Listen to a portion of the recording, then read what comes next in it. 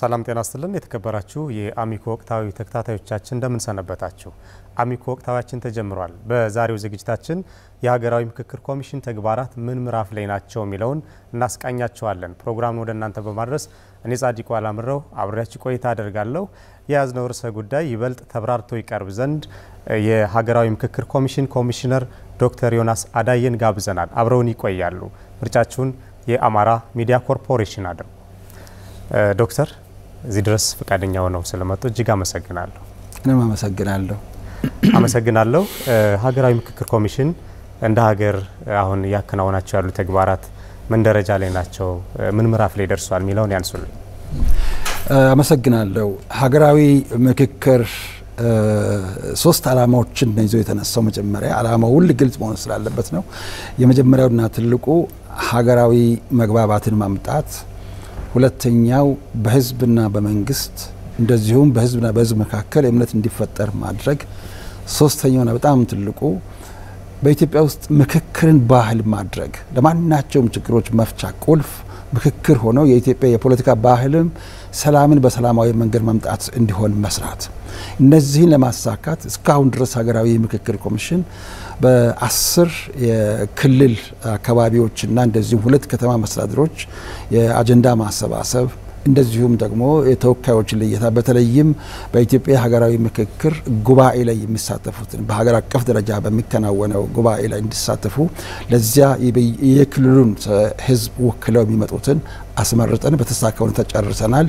የአማራ ክልል 11ኛ ክልል መሆኑ ነው። ስለዚህ አሁን ይሄንን ደግሞ እንደ ፈጣሪ ፈቃድ በተሳካ ሁኔታ ለመፈጸም እዚሁ እንገኛለን ባህር ዳር። በጣም ጥሩ። እስኪ አማራ ክልልስ ምን ደረጃ ነው? አማራ ክልል ያከናወናቸው ያሉ ተግባራት ምን ይመስላሉ ዶክተር? በአማራ ክልል በጣም የሚገርም ጻድቁ የዛሬ 1 ዓመት ተኩል አካባቢ ነበር ቀደም ብለን መተን በተለያዩ ክላስተሮች ጎንደር ክላስተር፣ ባህር ዳር፣ ደሴ በዋና በነዚህ በሶስቱ ነበር መጀመሪያ የዛሬ 1 ዓመት ተኩል አካባቢ ግጭቶች ሳይባባሱ ማለት ነው። ያን ብዙ ስራዎችን ከሰራን በኋላ ነው በመካከሉ ተቋርጦ እንደገና ደግሞ ጀምረን እንደምታስታውሱት የዛሬ 2 እና 3 ወር አካባቢ እንደዚሁ በ4 ክላስተሮች ማለትም በባህር ዳር ክላስተር፣ በጎንደር ክላስተር፣ ደሴና ደብረ ብርሃን ክላስተሮች ከፋፍለን በእነዚህ ቦታዎች ከህዝባችን የአጀንዳ መነሻ ሀሳቦችን እደግማለሁ የአጀንዳ መነሻ ሀሳቦችን ሰብስበናል። ሙሉ አጀንዳው የሚሰበሰበው በክልል ደረጃ ስለሆነ ይህንን ደግሞ እዚህ አሁን መተን በዚህ ሳምንት የምናከናውነው እሱ ነው። ሁለተኛ በዚህ በክልል ደረጃ ለሚካሄደው ሀገራዊ ምክክር የሚሳተፉትን ማስመረጥ ነበር ከነዚያ ከ4ቱ ክላስተሮች። ስለዚህ እነዚያን የማስመረጥ ስራዎቻችንን በተሳካ ሁኔታ በድል አጠናቀን እነሱን በአሁኑ ሰዓት እየጠበቅን እንገኛለን። እዚህ መጥተው ከዛ ወደ በክልል ደረጃ የምናካሂደውን ሀገራዊ ምክክር እንዲያካሂዱ ለማድረግ በዚህ ደረጃ ላይ እንገኛለን በአማራ ክልል። ዶክተር እንደ ክልልም እንደ ሀገርም እስካሁን ሀገራዊ ምክክር ኮሚሽን ያከናወናቸው ባሉ ተግባራት እንደ ድል የሚቆጥሩት ወይም ደግሞ ምቹ ሁኔታ ምንድነው? ምን ስፈተናችሁ? በጣም ጥሩ። ትልቁ እድል እዚህ ላይ መረሳት የሌለበት የኢትዮጵያ ህዝብ የኢትዮጵያ ሀብት ነው። በተለይ ላለፉት 7 እስከ 800 ዓመታት በኢትዮጵያ ውስጥ የሥራ ቋንቋ ሆኖ ሲያገለግል የነበረው አማርኛ ነው። ይህ የፍልስፍና የባህል የቴክኖሎጂ ቋንቋዎች ሁሉ የነበረውን ቋንቋውንም ያበረከተ ክልል ነው። እሱ ብቻ አይደለም፣ ኢንታንጅብል ወይም ደግሞ የማይዳሰሱ ሀብቶች ያሉበት ክልል ነው። በተለይ የህዝቡ ዝግጁነት ለሰላም ያለው በታሪክም ኤቪደንስ አለ ማሳየት ይቻላል። ለሰላም ያለው ቁርጠኝነት ህዝቡን ስናመካክር እኮ የምንሰማውና በሶሻል ሚዲያ የምንሰማው ጻድቁ ሰማይና ምድር ናቸው። ጎንደር ነበርኩኝ። በተከታታይ ህዝባችን ምንድነው እኛ ሰላምን በሰላማዊ መንገድ ማምጣት ነው የምንፈልገው። እኛ የሚያዋጣን መመካከር ነው። እኛ ግጭት አንፈልግም፣ አንወድም። ምክንያቱም በውስጣችን ያለው የቤተሰብ ጸብ እንጂ የውጭ ወራሪ ኃይል አልመጣብንም። የውጭ ወራሪ ኃይል ሲመጣ በአድዋ ላይ ሁላችንም አንድ ላይ ሆነን ማሳየት ይችላል። ይሄ ዓለም የሚመሰክረው ነው። በውስጣችን ያለውን ግን በምክክርና በንግግር መፍታት አለብን። ስለዚህ አስቻይ ሁኔታው ምንድነው? የህዝቡ የስነ ልቦና ዝግጅት ነው። የህዝቡ አኩሪ ታሪክ ቀደም ሲል የነበረው ነው። ልክ እንደ ማንኛውም ኢትዮጵያ ክፍል እዚህ ውስጥ ሽምግልና ስርዓት አለ። ከዚያም ደግሞ ህዝብ ሲታረቅ እነዚያን እንደውም በጣም የተለመደው ከዚህ አካባቢ ወደ ኦሮሚያ ሄዳለሁ፣ ወደ ደቡብ ሄዳለሁ፣ ሁሉም ኢትዮጵያ አካባቢ ሁሉንም ኢትዮጵያ ትግራይም ጭምር ማለት ነው። እዚህ የሰማሁት ትልቁ ትምህርትና ብዙውን ጊዜ ለፒኤችዲ ተማሪዎቻችን ዶክተሬት ተማሪዎችን ማካፈለው ምንድነው? ሰማይ ቢቀደድ እንግዲህ በጣም ከፍ ያለ ባባል ሰማይ ቢቀደድ እንኳን በሸማግሌ ይሰፋል የሚሉት ሸማግሌ ነው የሚሰፋው። እንግዲህ ለሰው የማይቻለውን በአምላክ ቋንቋ በጸሎትም ጭምር ህዝብን በማቀራረብ የተጣሉትን በማቀራረብ ማድረግ እንደሚችል የሚያሳይ እሴት ያለበት ክልል ነው። ስለዚህ አስቻይ ሁኔታዎቹ እነዚህ ኢንታንጅብል የማይዳሰሱ ሀብቶች ናቸው። ብዙውን ጊዜ ደግሞ የሚታየው ነገር ሁሉ የማይታየው ሂደት ውጤት ናቸው። ምናልባት ፍልስፍናው ትንሽ እንዳይለሰ አሁን ይህን ወደዚህ ከማየታችን በፊት በሰው አእምሮ ይታሰባል፣ ዲዛይን ይደረጋል፣ ከዛ በኋላ ነው የምናየው። ስለዚህ እነዚህ ኢንታንጅብል የሆኑ ለጥላቻም ለፍቅርም ለአንድነትም ለመለያየትም የመጀመሪያው አስተሳሰብ ነው ወሳኙ ነገር። ስለዚህ ይህን የመሰለ ታላቅ አስተሳሰብ ኢትዮጵያን ቀርቶ ለመላው አፍሪካ የሚበቃ አመለካከት ስላለ ያለኛ ትልቅ አስቻይ ሁኔታ ነው የህዝቡ ዝግጁነት ለዚህ ቁርጠኛ ሆኖ መቆም። ከዛ ደግሞ በመንግስት ደረጃ የምናየው በጣም ሁልጊዜ ልክ እንደ ኮሚሽኑ አባላት የሚያስፈልጉት ነገሮች ሁሉ በማቅረብ ሌሎቹም ክልሎች ስንሄድ ያየነውን እዚህም አይተናል።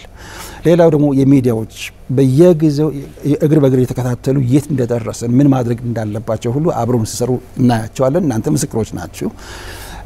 ከዚያም በተረፈ ደግሞ የጸጥታ አካላት እዚህ የሚንቀሳቀሱ ፖለቲካ ፓርቲዎች፣ ሲቪክ ማህበራት፣ ዩኒቨርሲቲ ምሁራን በምክክር አካባቢ በብዛት ሪሰርች እየሰሩ የሚገኙ አሉ፣ የምናውቃቸው የምንከታተላቸው አሉ። ስለዚህ እነዚህ በሙሉ በምድር ላይ በመሬት ላይ ያሉ ሄሊናዊ ሁኔታዎች ናቸው። ሰብጀክቲቭ ሪያሊቲስ እነዚህ ኢንታንጅብል ወይም የማይዳሰሱ ሀብቶች ናቸው። እነዚህ ሲጣመሩ ነው ትልቁ ነገር ሰላምን ማምጣት የምትችለውና እነዚህ ሁሉ አስቻይ ሁኔታዎች ናቸው። ጻድቁ በጣም ጥሩ። በዋናነት አሁን እንደ ሀገርም እንደ ክልልም ትልቁ ፈተና ሰላምና አንድነት ነውና ምክክር ሰላምና አንድነት በማጽናት በኩል ምንድነው ያለው ሚና? የሀገራትን ተሞክሮ ያንሱልኝ። በጣም ጥሩ። በጣም ተጨባጭ የሆኑ ምሳሌዎች አንድ ሶስቱን ባመጣ ይበቃል ብዬ አስባለሁ። አንዱ ደቡብ አፍሪካ ነው። በደቡብ አፍሪካ ውስጥ የነበረው ልዩነት እኛ አማራ ወይም ወላይታ ወይም ኦሮሞ፣ ትግሬ፣ ጉራጌ ተብሎ ነው የሚታዩ፣ ግን መልካችን አንድ ነው፣ ስነ ልቡናችን አንድ ነው። ደቡብ አፍሪካ ጥቁርና ነጭ ነው። ነጭ የሚገባበት ቡና ቤት ጥቁር አይፈቀድለትም። ነጭ በሚሄድበት መንገድም ጥቁር እንዲሄድ አይፈቀድለትም። ፓስ አለ፣ ፓስ ይለፍ ፈቃድ ያስፈልጋቸዋል። ያንን ትልቁን ግድግዳ ያንን ገደል ግድግዳውን አፍርሶ ገደሉንም እንደዚህ ደልድለው አንድ ላይ መገናኘት የቻሉት በምክክር ነው። የሚገርመው የምክክሩ መሪ የነበሩ ደዝመንድ ቱቱ የሚባሉ ቄስ ናቸው። በአጋጣሚ በዶክተሬት ዲግሪ እንግሊዝ ሀገር ሲሰራ የእሳቸው ሰንተር እዛ ነው ያለው፣ የእሳቸው ማዕከል። በአካልም እንደዚህ ያገኘ ናቸው። የሰሩትን ስራዎች ሁሉ እያየን ነበር። ለብዙ ጊዜ የቆየ ነው። እዛም ወደ ደቡብ አፍሪካ ስመላለስ የነበረውን ፕሮሰስ ወይም ሂደት ስመለከት ነጭና ጥቁር አብሮ መኖር ከቻለ ኢትዮጵያውያን በአንድነት የቆየን ሰዎች፣ የተጋባን ሰዎች፣ ብዙ የስነ ልቦና አንድነት ያለን፣ ቅድም እንዳልኩት ተመሳሳይ ቋንቋ ያለን ሰዎች ማንገናኝበት ምን ምክንያት አለ? ስለዚህ ምክክር ቁልፍ ሆኖ ያገለገለው ደቡብ አፍሪካ ነው። ከኛ ልዩነት እጅግ የሰፋ ልዩነት ለዘመናት እዛ የሰፈነው ልዩነት ያን ግድግዳ ያፈረሱት በምክክር ነው። ሁለተኛውና በጣም ትልቁ በጣም ቅርብ ጊዜ የነበርንበት ኮሎምቢያ የሚባል ነው። ከአፍሪካ ውጪ ግን ያው እንደኛ ብዙ መልክም ያላቸው ናቸው። ከኛ የነሱ የሚለየው በቅኝ አገዛዝ በተለይ በፖርቱጋል በጣም ሲቸገሩ የነ ስፓኒሽ እንትኖች፣ አሁን ደግሞ የአሜሪካንም ብዛት የውጭ ጣልቃ ገብነት የሰፈነበት ነው፣ በስፋት የሚታይበት ነው። ለ50 ዓመታት ፋርክ የሚባል ተቃዋሚ ፓርቲና ተቃዋሚ አንጃ እና መንግስት 50 ዓመት 50 ለ50 ዓመታት ሲዋጉ የነበሩ ህብረተሰብ መጨረሻ ላይ በምክክር ሀገርን ለመገንባት ተስማምተው ሲዋጉ የነበሩት እንግዲህ ያነጋገርናቸው ፎቶግራፋቸውን እዚህ ይዣለሁ።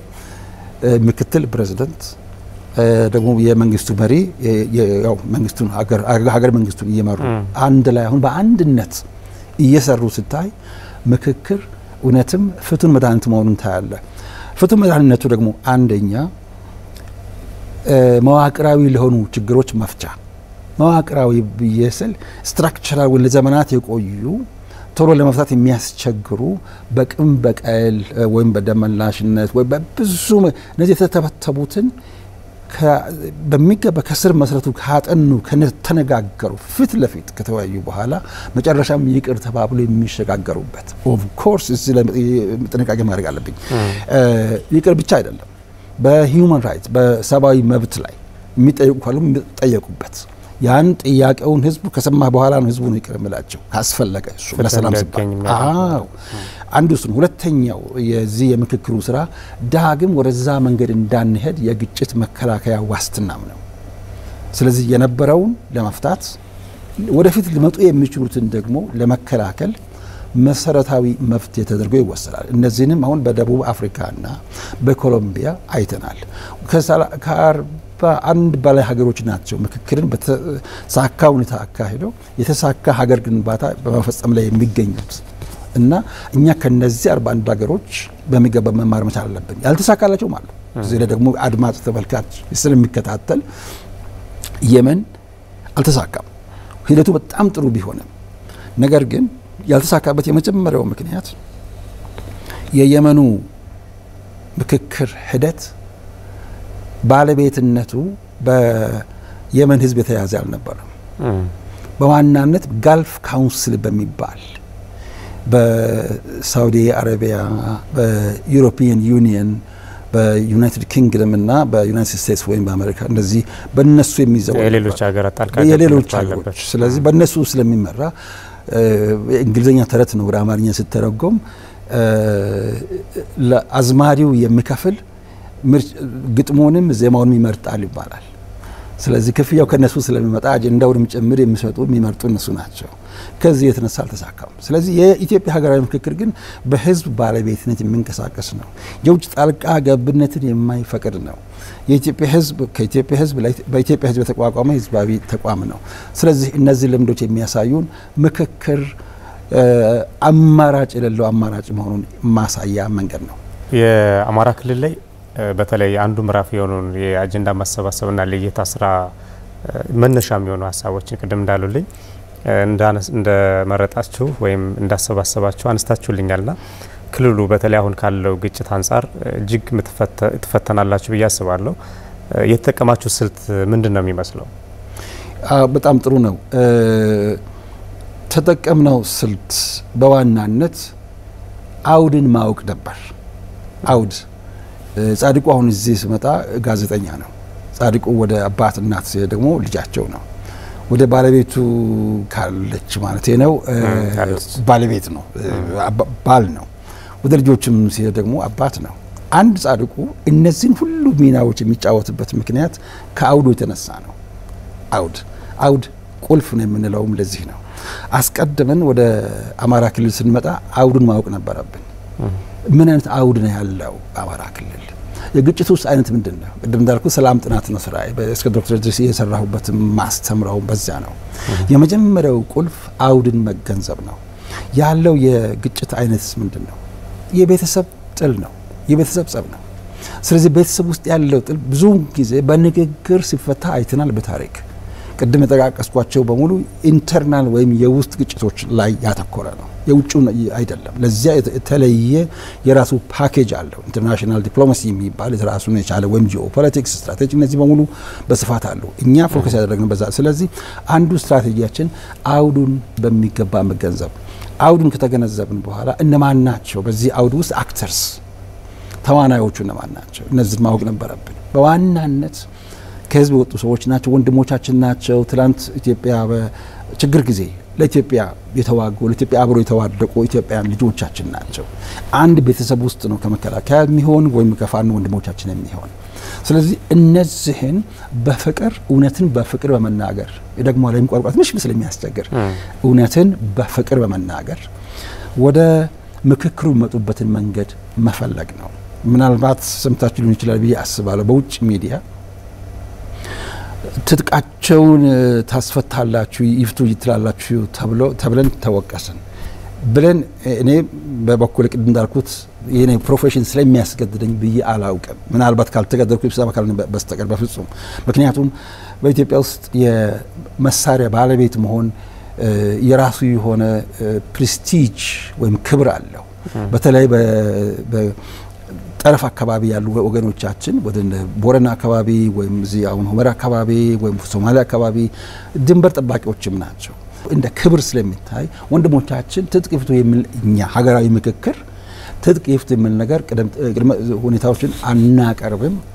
ካቀረብንም የተናገሩም ካለ ስህተት ነው። እሱ ወኪሎቻቸው ሀገራዊ ምክክር እንዲመጡ ወደ ሀገራዊ ምክክር መጥተው ምንድነው ወደ ጫካ የወሰደን ችግሮቻችን እንዴት አድርገን በሰላማዊ መንገድ ንፍታቸው እነዚህን አጀንዳዎች እንዲሰጡ ማድረጉን መጀመሪያ ማሰላሰል ነበረብን። እንደ አንድ ስትራቴጂ የተጠቀምነው ለዚህም ለዓለም አቀፍ ቀይ መስቀል ማብራት አስቀድመን የዓለም አቀፍ ኢንተርናሽናል ኮሚኒቲ ማለት ነው ዓለም አቀፍ አጋሮቻችንን እንደነ አምባሳደሮች በየቦታው የሚገኙ ዲፕሎማቶችን ባላቸው ቀጥተኛ አክሰስ ወይም ተደራሽነት አግኝቷቸው ይህንን ጉዳይ እንዲያደርሱ ከሁሉም በላይ ደግሞ አስተማማኝ የሆነው ሸማግሌዎቻችን አባቶቻችን የእምነት መሪዎችን የሲቪል ሶሳይቲ መሪዎችን በሙሉ ይህንን ዓላማ በዚሁ አይነት ወገኖቻችን ወደዚህ እንዲመጡ ለማድረግ እንደ አንድ ስትራቴጂ ሐሳባቸው ደግሞ እንዳይቀር እዚህ ላይ ለአድማጭ መሆኑም ወደ ተመልካችም ግልጽ እንዲሆን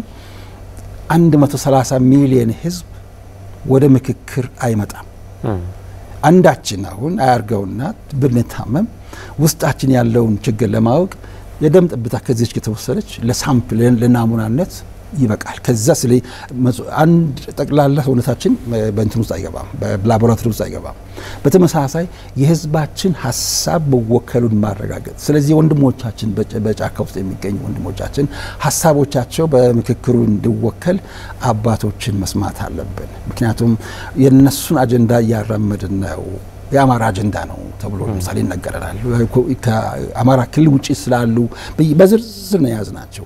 እነዚህን አስቀድሞ ማግኘት እንደ አንድ ስትራቴጂ። ምክንያቱም የኛ ትልቁ ዓላማ ቅድም እንዳልነው እነዚህ ሶስቱ ዓላማዎች ሀገራዊ መግባባትን ማምጣት፣ መንግስትና ህዝብ መካከል እምነት እንዲፈጠር ማድረግ፣ ህዝብና ህዝብ መካከል እምነት እንዲፈጠር ማድረግ። እቺ ሁለተኛው ህዝብና ህዝብ ለምሳሌ ሰሞኑን ሲወራ የነበረው ሚዲያ ህዝብና ህዝብን ለማጋጨት ነበር። ያንን አስቀድሞ ለመከላከል። ሶስተኛው በተቆጣን በተናደድን ባልተግባባን ቁጥር መሳሪያ ይዞ ጫካ መግባት ሳይሆን ወደ ጠረጴዛ ዙሪያ ወይም ደግሞ ወደ ዛፍ ጥላ ስር መጥተው ወይም በሸማግሌዎች አማካይነት ወይም በሃይማኖት መሪዎቻችን አማካይነት መነጋገር፣ ይሄንን ምክክርን ባህል ማድረግ። ስለዚህ እነዚህን ተግባራዊ ለማድረግ ወደ አማራ ክልል ስንመጣ የአማራን አውድ ካወቅን በኋላ ከዚህ ውጪ የሚገኙ ወንድሞቻችን ደግሞ ወደ ምክክሩ የሚመጡበትን መንገድ አንድም በውክልና አለዚያም በቀጥታ እነሱ የላኳቸው ሰዎች የሚመጡበት መንገድን መፈለግ። እነዚህን ስትራቴጂዎች ተጠቅመን ነው ህዝብን ቀጥታ መድረስ ከታች መጀመር ብለን የጀመርነው። አካሄዳችን ባጭሩ ይህን ይመስላል። የውይይት አጀንዳዎችን ለኮሚሽኑ እንዲደርስ ለማድረግ ምቹ ሁኔታ ላይ ያልሆኑ አሁን እንዳሉት የግጭት አካባቢ ላይ ያሉ ሊሆኑ ይችላሉ፣ ወይም ደግሞ በተለያየ አጋጣሚ ለኮሚሽኑ ማድረስ ማይችሉ አካላት በምን መንገድ በምን አይነት አማራጮች ነው ወደ እናንተ አጀንዳቸው እንዲያዝ ሐሳባቸው እንዲያዝ ማድረግ የሚችሉት? የዘረጋችኋቸው አማራጮች ምንድን ናቸው? ጻድቁ በጣም ብዙ አማራጮች ናቸው። እዚህ ላይ መሰመር ያለበት 1983 ዓመተ ምህረት ህገ መንግስት በዋናነት አማራውን አላካተተም የሚል ትልቅ አጀንዳ አለ። በዚህ በብዛት ተጽፈዋል። በአካልም በምርምርም በማንበብም ያየናቸው ያወቅናቸው ሰዎችም አሉ። ተጨባጭነት ያለው ነው። ብዙ ኦፍ ኮርስ በአማራ ተወላጆች አማራን ወክለው የሚሉ ሰዎች ወንድሞቻችን ቢኖሩም እጅግ የምናከብራቸው የምንወዳቸው፣ ነገር ግን አሁንም ከአማራ ክልል ደግሞ አብዛኛው አልተወከለም የሚል ነገር በህገ መንግስቱ ላይ ስለነበረ ዳግም ያ ክስተት እንዳይፈጠር ኢትዮጵያ ውስጥ በሀገራዊ ምክክር ውስጥ አልተካፈልኩም እንዳይባል የሚከተሉት ስትራቴጂዎችን ነው ያቀር ነው። የመጀመሪያው በግለሰብ ደረጃ ካሉበት በስልክም በፌስቡክም በኢሜይልም አጀንዳቸውን መጻፍ ይችላሉ። በግለሰብ ደረጃ ከየትኛውም ክፍል ሆኖ ከውጭ ሀገርም ይሁን ስለ ዲያስፖራ በኋላ እንመለስበት ይሆናል ማለት ጊዜ ካለ እና ከየትኛውም ስፍራ ሆኖ በግለሰብ ደረጃ መላክ ይችላሉ ወለ ሀገራዊ ምክክር ኮሚሽን። አድራሻችን በየቦታው በየአውቶቡሶችም ጭምር እየጻፍን በተለይ አዲስ አበባ ውስጥ እዚህም እንደዚህ በየቦታው በዌብሳይት ላይ አስቀምጠናል። አንዱ ስትራቴጂ በችግር ቦታ ያሉት አጀንዳቸውን መስጠት እየፈለጉ ያልቻሉ ሰዎች የሚችሉበት አንዱ ተደራሽነት መንገድ ይሄ ነው። በቀጥታ ልክ እንደ ግሪክ ዲሞክራሲ ማለት ነው። ሁለተኛው በቡድን ካሉበት ሆኖ ይሄ የማህበራችን አጀንዳ ነው። ወደዚህ ካሳነውጣ አስቀድመን ባለፈው የዛሬ 3 ሳምንት አካባቢ የኢትዮጵያ ሚዲያ ማህበራት አንድ ላይ ሆነው በቡድን አጀንዳቸውን አምጥተው ሰጥተውናል። ከዛ በፊት በኢትዮጵያ ውስጥ ያሉ አጠቃላይ በኢትዮጵያ ደረጃ ትውልድ ኢትዮጵያውያን የሚወክሉ በዲያስፖራ የሚጠሩ በሀገር ውስጥ የተደራጁ አጀንዳቸውን ሰጥተውናል። እነዚህ በቡድን ናቸው ማለት ነው። ስለዚህ አሁንም በተቸገሩ ቀጥታ ሊመጡ ካልቻሉ በቡድንም ያሉት በፕሮክሲ ወይም በውክልና መላክ ይችላሉ። ሶስተኛው ቅድም እንዳልነው በጣም ተመሳሳይ የሆነው ለሌሎች ሰዎች ለምሳሌ በቤተሰብ አማካይነት ከሽማግሌዎች፣ ከሃይማኖት መሪዎች፣ ከሌሎችም በተለይም ከውጭ ሀገር አምባሳደሮች ኢትዮጵያ ውስጥ ያሉት አክሰሱ ስላላቸው በኤንጂኦዎች ወይም ደግሞ መንግስታዊ ባልሆኑ ድርጅቶች መድረስ ስለሚችሉ በእነሱም አማካይነት ብላክልን እኛ በማናቸውም አቅጣጫ ለመቀበል ዝግጁዎች ነን እና ትልቁና መልካሙ ነገር ደግሞ እዚህ መጥተው በአካል ቢሰጡ በመነጋገር ለምሳሌ አሁን በአማራ ክልል መተናው አጀንዳ ስናሰባስብ በማህበረሰብ እናሰባስባለን። እንደገና ደግሞ በስቴክ ሆልደር ወይም ደግሞ እንደ ባለድርሻ እናሰባስባለን። ሶስተኛ እና ትልቁ ደግሞ የማይረሳው የሀገር ባለውለታዎች አሉ። በየትኛውም ውስጥ ያልታቀፉ የሀገር ባለውለታዎች ወይም ተጽዕኖ ፈጣሪዎች ይባሉ አሉ። ተጽዕኖ ፈጣሪዎች መጥተው አጀንዳቸውን ይሰጣሉ። ስለዚህ በእነዚህ ሁሉ መልኮች አጀንዳዎችን ማሰባሰብ እንችላለን። በቅርቡ የኮሚሽኑ የስራ ኃላፊዎች እርስዎን ጨምሮ ከአማራ ክልል ከፍተኛ የስራ ኃላፊዎች ጋር በቀጣይ የኮሚሽኑ ተግባራት ዙሪያ ውይይት እንዳደረጋችሁ እኛም የዘገባ ሽፋን ሰጠን እንደነበር የምናስታውሰው ነውና በውይይታችሁ የተነሱ ዋና ዋና ነጥቦች ምን ነበሩ? በውይይቱ የተነሱ ዋና ዋና ነጥቦች አጠር ባለ መንገድ እስካሁን የሰራናቸውን ስራዎች አመራሮችን አፕዴት ማድረግ ወይም ለነሱ ማስረዳት ማምጣት ነበረ። ቀጥሎ እዚህ ክልል ሌሎችም ክልል እንዳከናወነው ሁሉ ሀገራዊ ምክክርን በክልል ደረጃ ለማካሄድ ምቹ ሁኔታዎች ጋር በተያያዙ መድረስ የማይችሉትን ሰዎች እንዴት መድረስ እንደምንችል በተለይ ከህዝብ ስንሰማ የአጀንዳ መነሻ ሀሳቦች ህዝባችን እንደ ጎንደር ነበርኩ ከጎንደር የተሰጠው ሀሳቦች አሉ። እነዚያን ቀጥታ ማቅረብ ነበረብን። ለምሳሌ ያህል በትጥቅ ግጭት ውስጥ የሚገኙ ወገኖቻችን በውክልናቸው የሚሳተፉበት መንገድን በተመለከተ በተመሳሳይ ደግሞ እንግዲህ ከህዝብ የሰማናቸውን በህግ አግባብ ህጋዊ በሆነ መንገድ ነገር ግን በማረሚያ ቤት የሚገኙ ወገኖች እንደዚሁ የዚህ ተሳታፊ እንዲሆኑ በክልሉ የሚከናወነውን ሀገራዊ ምክክር ሂደት በማስመልከት የሚፈቱበት መንገድም ካለ ብለን እንደዚሁ በግልጽ በድፍረት በእምነት ጠይቀናል። በዋናነት እንግዲህ እነዚህ አንኳር ነጥቦች ናቸው። ያገኘነው መልስ በአጠቃላይ ቅድም ተናግሬ ያለው የአመራሮቹ ተደራሽነት የአመራሮቹ ቁርጠኝነት ሁሉም ያየነው ነው። እጅግ ተስፋ የሚሰጥ እነዚያን ሁሉ በህግ አግባብ መስራት እንደሚችሉ የሚያስፈልገውን ሁሉ መተባበር እንደሚችሉ ከሁሉም በላይ አሁንም በአይናችን ያየን ሁሉም የምንመሰክረው አሁን ባለፈው እነዚህ ክላስተሮች ከፋፍለን ስናይ በየዞኑ ያሉ አመራሮች የፓርቲ መሪዎች የተቃዋሚ ፓርቲዎች ያደረጉት ከፍተኛ አስተዋጽኦ ነበር። በተመሳሳይ ይሄንን አሁንም ከአመራሩ ጋር ስናገኝ ያየነው የዚያ ነጸብራቅ ነው። አጠቃላይ ሁለንተናዊ ዝግጁነት እንዳለ ነው ያየነው። ሌሎችም ደግሞ ባለድርሻ አካላት አሉ። ስለዚህ እነዚህን አሁን በንግግር ብቻ ሳይሆን በተግባርም እያየናቸው ነው ያለው። ስለዚህ እነዚህ ዋና አንኳር ጉዳዮችን አንስተን ከነሱም እጅግ አዎንታዊ የሚያበረታታ አስቻይ ሁኔታዎችን ሰምተናል፣ አይተናል። ሀገራዊ ምክክር ኮሚሽን እንግዲህ ማንኛውንም አይነት ጥያቄዎች በውይይት ቀርቦ ልባት እንዲያገኙ ነው እየሰራ ያለውና እንደ አማራ ክልልም በርካታ ችግሮች አሉ።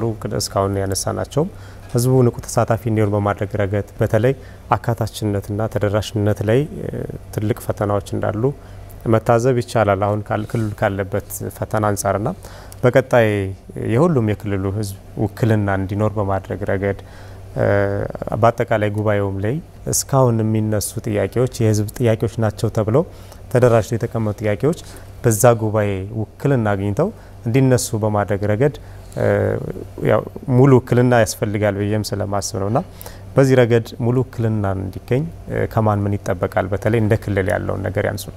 እሱን ለመመለስ እንደ ባክግራውንድ እንደ መንደርደሪያ ሀሳብ እንደው ቢቻላችሁ ሁላችሁም ኦፍ ኮርስ አንዳንድ መዝገባቸዋል ወደ ደቡብ ስንሄድ እዛው የመራሁት ነበርና የመጀመሪያ አጀንዳ አንድ ቁጥር ተብሎ ከዚህ በቀረበው የአማራ ጉዳይ ምን ያደረጋችሁ በአማራ ክልል ግጭት ስላለ አንዱ ጋር ያለው ግጭት እኛን ሁላችንንም የሚመለከተን ነው። ኦሮሚያ በተከታታይ የተነሳው በአማራ ክልል ያለው ግጭት እንዴት አይታችሁታል? ወደ ቤኒሻንጉል ስንሄድ ጋምቤላ ስንሄድ ሐረሪ የትኛውም ክልል ስንሄድ ስለ አማራ ጉዳይ ሲነሳ እንሰማለን። ይሄ ምንድን ነው የሚያሳየው? ቢያንስ ሁለት ነገሮችን ነው። የአንድነት ክራችን ያልተበጠሰ ያልተዳከመ መሆኑን ጭምር ትልቅ ተስፋ የሚሰጥ መሆኑን ለዚህ ነው ቅድም ኢንታንጅብል ወይም ደግሞ የማይዳሰስ ሀብት ያልኩ በህዝቡ ውስጥ ያለው መተሳሰብና አንዱ ለሌላው ያለው አክብሮትና ፍቅር ስትመለከት እውነትም ኢትዮጵያ ተስፋ አላት ትላለች ጻድቁ። እነሱ ወንድሞቻችን ምክንያቱም አንድ ለሁሉም ሁሉም ለአንድ አማራ ለሁሉም ሁሉም ለአማራ በቀለል ባለ አማርኛ ማለት ነው። ስለዚህ ይሄ ከህዝብ የተነሳ ያለ ጥያቄዎቻቸው ወንድሞቻችን ትላንት እንዲህ ሲያርጉ የነበሩ ዛሬ እንደዚህ የሚጣሉበት ምክንያት አግኝታችኋል? አወያይታችኋል? እንዴት አድርጎ ነው ወደ ውይይት ወደ ምክክር የሚመጡት እየተባለ ይጠየቃል። ተመሳሳይ ቀደም ወደ አልከው ጥያቄ ሲመለስ ሙሉ ውክልና እንዲኖር ሙሉ ተሳታፊ እንዲሆን እስከ 10 ማህበረሰብ ክፍሎች ከአንድ ወረዳ ተከፋፍሎ ወጣቶች፣ ሴቶች የራሳቸው አጀንዳ ነገር ግን በአጠቃላይ ክልሉ አጀንዳ የሚችል ተፈናቃዮችም ጭምር በያሉበት አንድ ማህበረሰብ እንዳይቀር ሌላ ደግሞ ስቴክሆልደርስ ወይም ደግሞ ባለድርሻ አካላት የመምህራን ማህበር ሃይማኖት ተቋማት እነዚህ ማህበራትና ተቋማት በአጠቃላይ ከነዚህ ውስጥ ያልታቀፉትን አሁን ሙሉ ውክልና እንዲኖር ተጽዕኖ ፈጣሪዎች የሀገር ባለውለታ ቅድም ያልኳቸው በቀዳማዊ ኃይለ ሥላሴ ጊዜ ሲያገለግሉ የነበሩ ግን በየትኛው ማህበር ውስጥም የሉበትም ስቴክሆልደርም አይደሉም። ነገር ግን በግለሰብ ደረጃ በአሁኑ ሰዓት ያሉት እነዚህ ታላላቅ አባቶቻችን እናቶቻችን ወይም ወጣቶችም ሆነው በሐሳባቸው ለሀገር አዎንታዊ አስተዋጽኦ የሚያደርጉትን እነዚህ በሶስተኛው ማዕቀፍ አካተናቸው ሙሉ ውክልና እንዲኖር ወደ ክልሉ ውይይት ምክክር መድረክ እንዲመጡ እያደረግን እንገኛለን። ጻድቁ በጣም መሰረታዊ ጥያቄ ነው ያነሳው። ሙሉ ውክልና ሪፕሬዘንቴሽን እንዲኖር ቀደም ሲል የነበረው አይነት እንዳይደገም ያልከው ሐሳብ በጣም ተገቢ ስለሆነ ነው ብዙ ጊዜ መወሰድም የፈለኩትና እነዚህን በጣም በጥንቃቄ እየሰራ እንገኛለን። ከዚያም የወገኖቻችን በተለይም በማይመቹ ሁኔታ የሚገኙ ወገኖቻችን አጀንዳ በጫካ ውስጥ የሚገኙ ወንድሞቻችን ጥያቄዎቻቸውንም እንዲያነሱ ከሁሉም ማህበረሰብ ብቻል እነሱ ራሳቸው በውክልና እንዲልኩልን ብቻልም እንዲመቻችልን ቀጥታም ለማነጋገር የሚመችበትን መንገድም እየፈለግን እንገኛለን።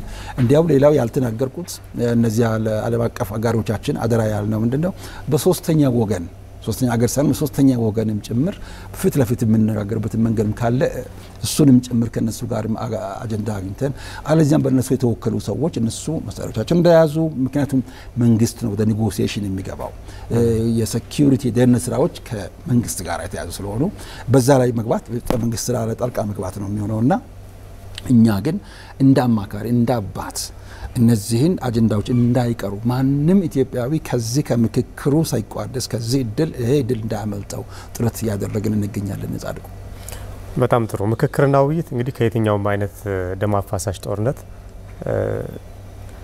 እና ሌሎችም መጠነኛ የሆኑ አለመግባባቶችም ሊሆኑ ይችላሉ በሰላም ለመፍታት የሚያገለግል አንዱ መሳሪያም እንደመሆኑ አሁን ላይ እንደ ሀገርም እንደ ክልልም የገጠመንም ነገር ከዛም የተለየ አይደለምና ምናልባት ወደ ክልላችን እናምጣውና አማራ ክልል አሁን የገጠመን የሰላም እጦት እና ግጭቶችም እንዲሁ እንደ ሀገርም የምንመለከታቸው ነገሮች ይህንን እድል እንደ አንድ እድል ተጠቅመው ይህን አጋጣሚ ምክክር ኮሚሽኑ የሚያከናውናቸውን ተግባራት እንደ አንድ እድል ተጠቅመው ቀጣይ ወደ ምንፈልገው ሰላም ወደ ምንፈልገው አንድነት እንድንመጣ በማድረግ ረገድ ምንድነው ማድረግ ያለባቸው ዶክተር? እንግዲህ በዋናነት ሶስት ነገሮችን ማድረግ አለበት። አንደኛ በሐሳብ ደረጃ ብዙ ብዥታዎችን ብዙ ጫጫታዎችን የሚያስሙ ሚዲያዎች ሳይረበሽ በምክክር ሀገርን ማዳን ይቻላል ብሎ በሐሳብ ደረጃ መቀበል ማመን በንግግር አሁን በ21ኛው ክፍለ ዘመን ለውስጥ ችግሮቻችን ከቤተሰብ ጀምሮ ለውጭ ራስን ማጋለጥ ሳይሆን ከውስጥ ተመካክረን እንችላለን አቅሙ አለን ብሎ በራስ መተማመንን በግልጽ መናገር መቻል ከነዚህ በጣም አንዳንድ ጊዜ በፍጹም ያልተጨበጡ ኢንፎርሜሽኖችን እንሰማለን። በምንም አይነት አንድ ሁለት ሁኔታዎችን አነሳለሁ። አንድ ሁኔታ ዛሬ አንድ አመት ተኩል አካባቢ ከውጭ ሚዲያ አሁንም ቅድም እንዳልኩት ኢንተርቪው አድርጎኝ ነበር እና ኢንተርቪው ሲያደርግ መቼ ነው ሀገራዊ ምክክር ኢትዮጵያ ውስጥ የምታካሂዱት ተባልኩኝ። በ2016 አጋማሽ እንዴ ዶክተር ዮናስ ኢትዮጵያ እስከ 2016 ትቆያለች ብሎ ያምናሉ? እንግዲህ ውጭ ላሉ ሰዎች ምን ያህል ኢትዮጵያ ምን ላይ በቃ ኦልሞስት የለችም ተብሎ የምታስብ እንደዚህ ካለው አስተሳሰብ ለመውጣት የሚቻለው እንደዚያ ሰዎች እንዲያስቡ ከሚያደርጉ ሚዲያዎች መራቅ ስንችል ነው። አእምሯችን በጤና ለመጠበቅ ፈለግን። ስለዚህ በሐሳብ ደረጃ የመጀመሪያው በሐሳብ ደረጃ አለመረበሽ በመተማመን በእምነት ጠንክሮ መቆም ይቻላል። አብረን ከመንግስት ጋር ከተፎካካሪ ፓርቲዎች ጋር አዎንታዊ ተጽዕኖ ማሳደር እችላለሁ ብለው ራስን ስነ ልቦና ዝግጅት አድርጎ ለዚህ ስራ መቆም። ሁለተኛው ከሐሳብ ወደ ቃላት ደረጃ ሰው የሚናገረው ያሰበውን ነው ከውስጡ ነው የሚመጣው። ስለዚህ ኔጌቲቭ ካሰብን ኔጌቲቭ ነው የምንናገረው፣ አሉታዊ ነገር ካሰብን አሉታዊ ነገር ነው የምንናገረው። ስለዚህ በአዎንታዊ አስተሳሰብ ይቻላል ብለን ካሰብን ይቻላልም። ይሄን እኔ ብቻ ስላልኩ አይደለም። እነ ሼክስፒርም በመጽሐፍ ቅዱስም በቁርአን በየትኛውም ፍልስፍና የምናገኘው በህይወታችን ደግሞ ያየነው ነው። ስለዚህ የምንናገረው አዎንታዊ ቃላት መሆን አለበት። አዎ ይቻላል። ከስድብ ስም ከማጥፋት ሌላው አንዱ ሌላውን በተለይ በህዝብ መካከል በመሪ መካከል በማህበረሰብ መካከል ከነዚህ መራቅ። ሶስተኛው አሉታዊ ድርጊት ከግጭቶች መራቅ። ምክንያቱም ቅድም እንዳልነው በ21ኛው ክፍለ ዘመን እውቀት መር ዘመን በርግጥ ባለም ደረጃም ያየን ነው። ዩክሬንና ራሽያም ያየን ነው። አሁን ግን ወደ ምክክር እየመጡ ነው ሳይወዱ በግድ መጨረሻው ምክክር ነውና የሚያዋጣው። ስለዚህ ያን ሁሉ ልፋት ከመናችን በፊት ኢትዮጵያ የሰው ልጅ መገኛ ብቻ ሳትሆን የጥበብም የፍልስፍናም የቴክኖሎጂም መገኛ ናት። እንዲያውም የባህር ዳርን የዩኒቨርሲቲ ሎጎ ብትመለከቱ ከዛ ብዙ ነገር ማለት ትችላል ብዬ አስባለሁ። ዊዝደም ትሪ ወይም ጥበብ የሚበቅልበት እንግዲህ ጊዮን ላይ አሁን ጊዮን አካባቢ ያለ ነው። ያ በመጽሐፍ ቅዱሳዊ አካሄድ ማን እንደነበረበት እንዴት እንደነበር የምታስታውሱ ስለሆነ እሱም ለእናንተ መናገሩ እናቷን ምጥ አስተማረች እንዳይሆንብኝ ይህን መሰለ የከበረ ደግሞ ሚዲያ ስለማከብረው አላነሳና በአጭሩ እነዚህ ሶስቱ ነገሮች እጅግ ወሳኝ ናቸው። ወደ ተጨባጭነት ሲቀይረው ሚዲያዎች ምን መስራት አለባቸው በተመለከተ በየጊዜው የምክክር ምንነት የምክክር አስፈላጊነት ምክክር እንዴት አድርጎ ሀገሮችን እንደቀየረ ኢትዮጵያ ከዛም እንደምትማረው ቅድም ያነሳው አይነት ኮሚሽነሮች ብቻ ሳይሆን ምሁራን አሉ፣ አባቶቻችን አሉ። የኢትዮጵያ ንጉሠ ነገሥት ዳግማዊ አፄ ምኒልክ ፒኤችዲ ዲግሪ እንኳን ነበራቸው፣ ግን በጥበብ ለሁላችን እያንዳንዳችን ኢትዮጵያ የሚሳሳነውን ጥቁሮች ሁሉ ቀና ብለን ሌሎች ሀገር እንድንሄድ በነጮችን ማሸነፍ እንደምንችል ከተወረረን ያንን ድል የሰሩት በትምህርት ብቻ በልሂቃነት ብቻ ሳይሆን በጥበባቸው ሀገር በቀል ጥበብ ከሁሉም በላይ የሀገር ፍቅር የህዝብ ፍቅር ስለነበራቸው ነውና ይሄንን ፍቅር ከህዝባችን ለሌሎችም እንዲጋባ ማድረግ ይሄ ሊሆን የሚችለው በሚዲያ አማካኝነት በዋናነት ሌሎችም ደግሞ ምሁራን ኦሬዲ ቅድም እንዳልኩት በሪሰርች ጀምሮታል። በማስተማር ስራም እንደዚህ ስለ ምክክር እያስተማሩ የሚገኙት ህዝባችንም ደግሞ ከሌሎች አሉታዊ ወሬዎች ራሱን ቆጥቦ ከእንግዲህ ወዲህ በ21ኛው ክፍለ ዘመን እኔ በተወለድኩበት እኔ ባደግኩበት መንገድ ልጅን ማሳደግ አልችልም፣ ልጄ ያለበት ዘመን የተለየ ነውና ብሎ አመለካከታቸውን ቀይረው ከ21ኛው ክፍለ ዘመን የሚመጥን አስተሳሰብ ደረጃ እንዲገቡ አሁንም ወደ ሚዲያ እየተመለስን ያለ ነው። ስለዚህ ባጭሩ ከክልላችን ህዝብ የምንጠብቀው እንደ በፊቱ ብቻ ሳይሆን ከዚያም በላይነት ዝግጁነት የሚችለውን ሁሉ ማድረግ ለ2025 አንዳንድ ሰዎች እቅድ የሚያወጡ አሉ። ቤት ሰራለው፣ አገባለው፣ ነግዳለው ብሎ በተመሳሳይ ለ2025 በዚህ በፈረንጅ አቆጣጠር ማለት ነው ለሀገራዊ ምክክር ምን አበረክታለሁ ብሎ እቅዳቸውም ጭምር በመያዝ የሚያስፈልገውን ሁሉ በማድረግ በመመካከር ሀገርን ማሻገር ስለሚቻል ለዚህ በታላቅ አክብሮትና ፍቅር እንጠይቃቸው። እያንዳንዳቸው እስካሁን ካደረጉት አስተዋጽኦ የበለጠ እንዲያደርጉ በሚቀጥለው በቅርብ ጊዜ በሚከናወነው ሀገራዊ ምክክርም ላይ ሳይቆጠቡ እያንዳንዱ አስፈላጊ አጀንዳ ነው ብሎ የሚያስቡትን አጀንዳዎችን በመስጠት ከአስተባባሪዎች ጋር በመተባበር እንደ በፊት እንደተለመደው ትብብራቸውን እንዲያሳዩ አሁንም በታላቅ አክብሮትና ፍቅር ጠይቃለሁ። ሰፊ ልምድ ያለው ሰፊ የትምህርት ዝግጅት ያለው ነውና አሁን ላይ ደግሞ ትልቁን የሥራ ኃላፊነት ተሰጥቶታል በኮሚሽኑ። ምናልባትም በትምህርትም በልምድም ይዘዋቸው የነበሩ ነገሮችን በተግባር የሚያገኙበትን ትልቅ አጋጣሚ አግኝተዋል ብዬ አስባለሁና በተለያዩ የኢትዮጵያ ጫፎች ተዘዋውረው ሲመለከቱ አሁን ኮሚሽኑ የሰጠውትን ኃላፊነት ሲተገብሩ ከርሶ ልምድና ትምህርት አንፃር ምን ተማሩ? ምን ታዘቡ? በጣም መሰረታዊ እና ነፍስን የሚፈትን ጥያቄ ነው። ያልጠበቅኩት ሆኖም አግኝቻለሁ፣ የጠበቅኩትም ሳይሆን የቀረበትን ሁኔታ አይቻለሁ። ነገር ግን ህይወት ለኔ የመማር ሂደት ስለሆነ በየጊዜው አዳዲስ ነገር ተማርኩኝ። ከሁሉ እጅግ የሚያኮራኝ ነው የሚያስደስተኝ ኢትዮጵያ በተለያዩ በዚህ እንደዚህ በብሔር በትንሽ በማንነት ተለያይታለች ተብሎ ቢነገርም በዚህ ተጽፏል እንዲህ ተብሏል ኢትዮጵያ እንደዚህ የለችም ቅድም ሚዲያ እንደተናገረው አይነት እንደዛ ተብሎ ቢጻፍም ኢትዮጵያውያን ስነ ልቦናችን አንድ መሆኑን አንዳችን ለሌላችን እንደምናስብ ኢትዮጵያ ውስጥ ተስፋ እንዳለን ይሄንን ተገንዝቤያለሁ። ስለዚህ የበለጠ በፊት የነበረኝን ተስፋ አጠናከረልኝ። ወደ ጌዲዮ ሄደ ደቡብ ክልል ጌዲዮ ዞን ስታነጋግራቸው መጀመሪያው ልጆቻችን ሚሊተሪ ትሬኒንግ ሲያስፈልጋቸው ሀገር ተወራለች ከተባለ በሰሜኑ ሲሄዱ ቤተሰብ ጭምር እኛ እንትን ስለምንል በአማራ ክልል በትግራይ ክልል ስላሉ ሁኔታዎች እኛ እንጸልያለን። ስለዚህ እንደዚያን ቅድም እንዳልኩት እንድታደረጋችሁ አሁን ይሄንን ስትመለከት በጣም ብዙ ነገር ቅድም እንዳልነው አንድ ለሁሉም ለአንድ ብቻ ሳይሆን ሰላም አይከፋፈልም የሚለውን የሰላም ፍልስፍና peace is indivisible የኔ ሰላም ያንተ ሰላም በጣም ሳይዘጋጅ ቤተሰብ ጋር ሲጣላ የነበረ መምህር ክላስ ውስጥ ገብቶ ቁጣውን በተማሪዎች ሲወጣ አይቻለው እንደ ኢንስፔክተርም እንደ መምህርም ክላስ ውስጥ ገብቼ በዛው ሰላሙን ከቤተሰብ ስላጣ ተማሪዎችም ሰላም አጡ። እነዚህ ተማሪዎችም ሲወጡ ድንጋይ መወራወር ሲጀምሩ ለሀገርም ሰላም ሲያሳጡ ታያለ። ሰላም እንዴት እንደማይከፋፈል የአንዳችን ሰላም የሌላችን ሰላም መሆኑን በተግባር አየሁኝ። በተለይ ኢትዮጵያ ውስጥ ዛሬም ተስፋ እንዳለን ኢትዮጵያ ፈርሳለች በፍጹም እንዲያውም የተጠናከረች የበለጠ ይህንን ተገንዝቤያለሁ። ሁለተኛው ይቻላል ብለን ካሰብን ይቻላል የሚለውን በተግባር ያየሁት ነው። መጀመሪያ ስንገባ በፍጹም ይሄማ ስንጀምር ሀገራዊ ምክክር እኮ የብልጽግና ፓርቲ ተወካይ ነው፣ እድሜያቸውን የሚያራዝም ነው። በየጊዜው የምንጠየቀው ሁል ጊዜ። ከዛ ስንጀምር አንመጣም ያሉ ፖለቲካ ፓርቲዎች 2-3 ብቻ ነበሩ ስንጀምር። አሁን ከ50 በላይ ፓርቲዎች አብሮን እየሰሩ ይገኛሉ። የታዘብኩት ነገር ምንድነው?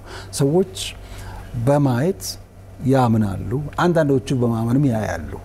ይህንንም ተገንዝቤያለሁ። ባጭሩ ተስፋ አለን። ደግሞ ሰላምን የሚያደርጉ የፈጣሪ ልጆች ናቸውና ብፁዓን ናቸው ይላል ቃሉ። ስለዚህ ሁላችንም ሰላምን ስለምናደርግ ሰላምን ስለምንሰራ የሰላም አምላክ የሰላም አባት አሁን ደግሞ ጾም ወቅት ነውና ያለው ዱዓ የሚደረግበት ጊዜ ነው ያለነውና ጸሎታቸውም ደግሞ ምን ያህል እየሰራ እንዳለም እያየሁት ነው። አሁንም ያ በጸሎትም እንዲያግዙን እናስባለን እናምናለን። ስለዚህ ፈጣሪ ይርዳን፣ ምክክራችን ይሳካል። ሀገራችን በዚሁ አይነት በግጭት ውስጥ አትቀጥልም። ምናልባት እንደመጨረሻ እንደ ወጣትም ዛሬ 20 ዓመት አካባቢ እንደዚህ እንግሊዝ ሀገር ስራ እየሰራሁ ድራማ ይሰራሉ ወጣቶቹ። ፓንቶማይም ተብሎ ነው የሚጠራው። ቲፒካል እንግሊዝኛ ነው፣ በጣም ትራዲሽናል እንግሊዝኛ ነው። ፓንቶማይሙ እዛ ሲጫወቱ ሴቷና ወንዱ እንደዚህ ማይ ፍሬንድ አይ ፊል ኢትዮጵያ ይሰማኛል እርቦኛል ማለት ነው።